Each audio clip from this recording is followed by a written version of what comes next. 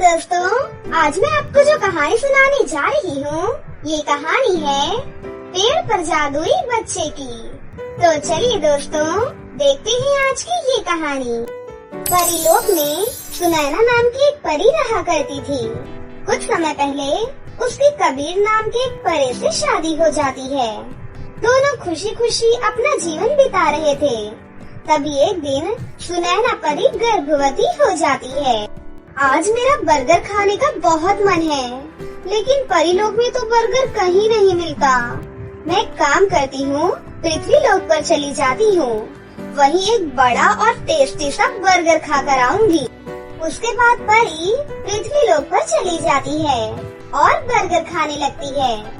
इसी तरह आए दिन उसका कुछ न कुछ खाने का मन करता रहता था और वो पृथ्वी लोक पर खाने जाया करती थी।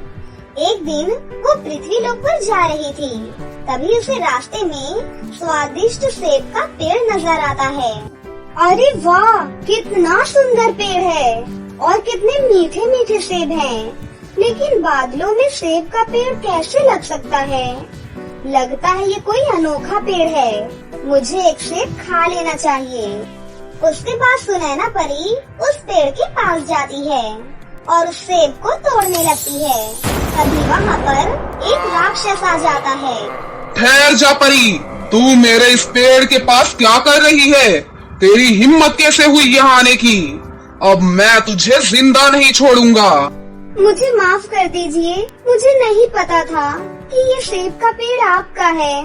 पर मेरा यकीन कीजिए, मैंने एक भी सेब नहीं खाया है।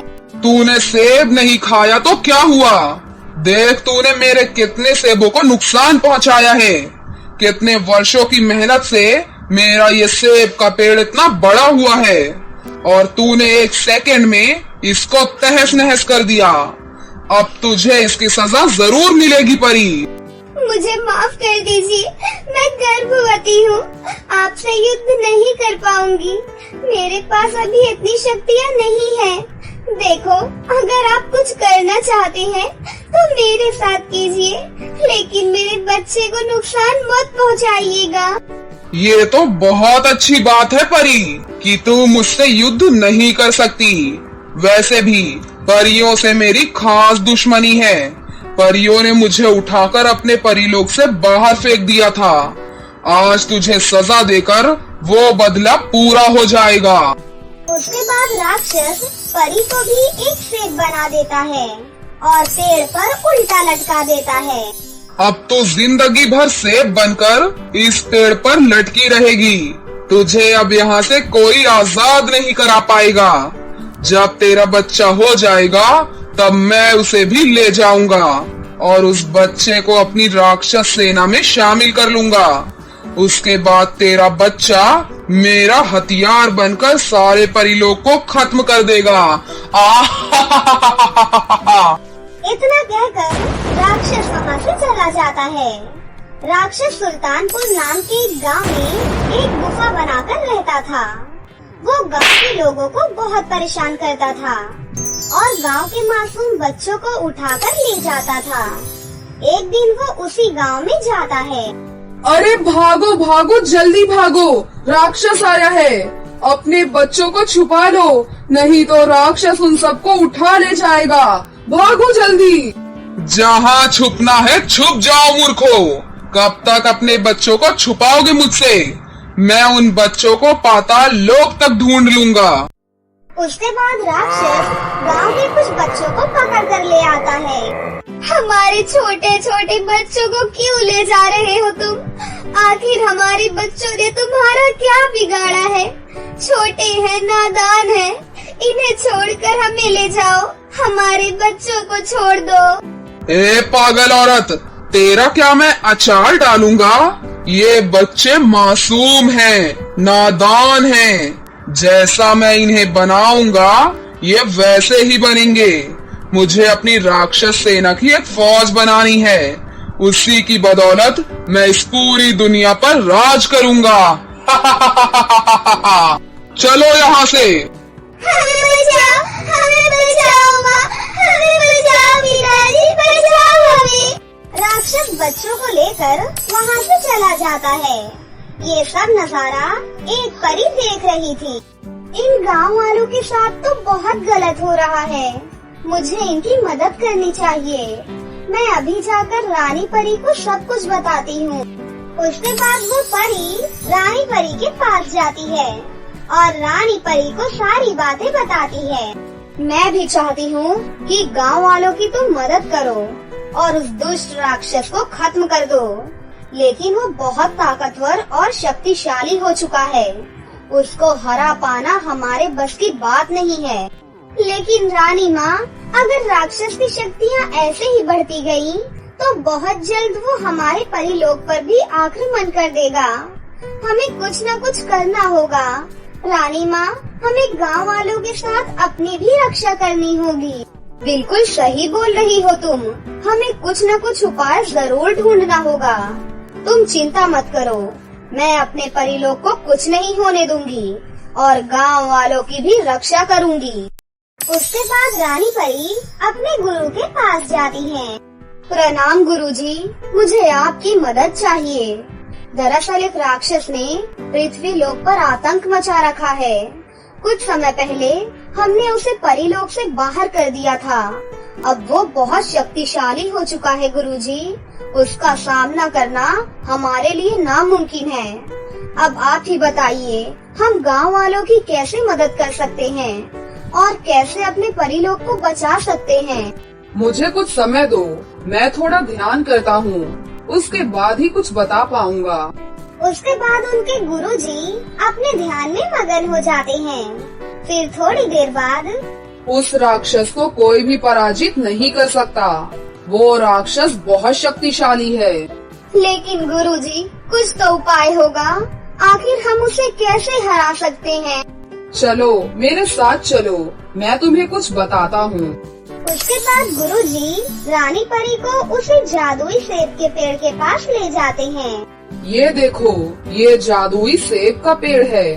ये सेब देख रही हो, जो सबसे ज्यादा चमक रहा है, वो कोई और नहीं बल्कि हमारे परिलोक की सुनैना परी है। गुरुजी की ये बात सुनकर रानी परी घबरा जाती हैं। क्या हमारी सुनैना की ये हालत किसने की? मैं उसे जिंदा नहीं छोड़ूंगी। रानी परी, मेरी ये हालत उस दुष्ट राक्षस ने की है। मैं गर्भवती हूँ रानी परी, मुझे बचा लीजिए। वो परी गर्भवती है। कुछ दिनों बाद उसे एक सुंदर सा बच्चा होगा और वो बहुत शक्तिशाली होगा। वही बच्चा उस राक्षस का अंत करेगा। उसके हाथों ही राक्षस की मौत निश्चित है। ये सुनकर रानी परी बहुत खुश हो जाती है। लेकिन गुरुजी, वो इतना शक्तिशाली और दुष्ट है और ये बच्चा तो मासूम है, जिसने अभी तक जन्म ही नहीं लिया।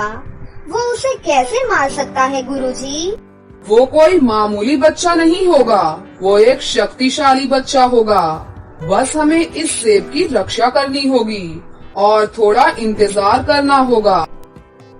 कुछ समय बाद सुनैना परी का वो छोटा बच्चा बाहर निकलता है।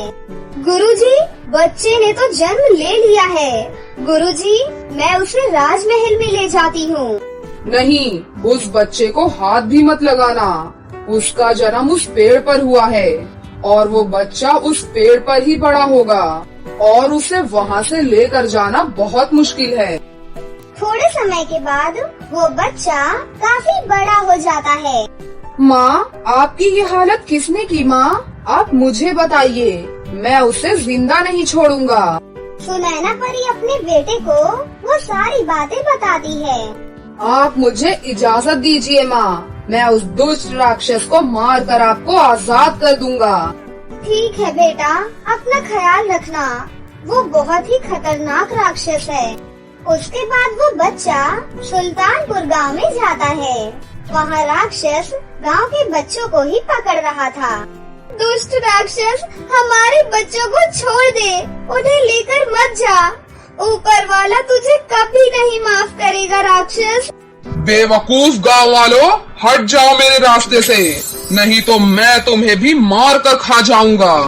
ठहर जाओ, इन बच्चों को छोड़ दो, नहीं तो मैं तुम्हें जिंदा नहीं छोड़ूंगा। राक्षस उस बच्चे को देखकर जोर जोर से हंसने लग जाता है। अरे वाह, परी का बच्चा। ठीक है, मैं इन बच्चों को छोड़ दूंगा, लेकिन तुझे मेरी सेना में शामिल होना होगा। राक्षस उस बच्चे को पकड़ने लगता है, लेकिन वो बच्चा अचानक से गायब हो जाता है। थोड़ी देर बाद वो बच्चा राक्षस के सर पर बैठ जाता है। अरे तू हाथी का बच्चा है या परी का? इतना भारी कैसे हो सकता है? उतर जा मेरे सर पर से, नहीं तो तुझे कच्चा खा जाऊंगा।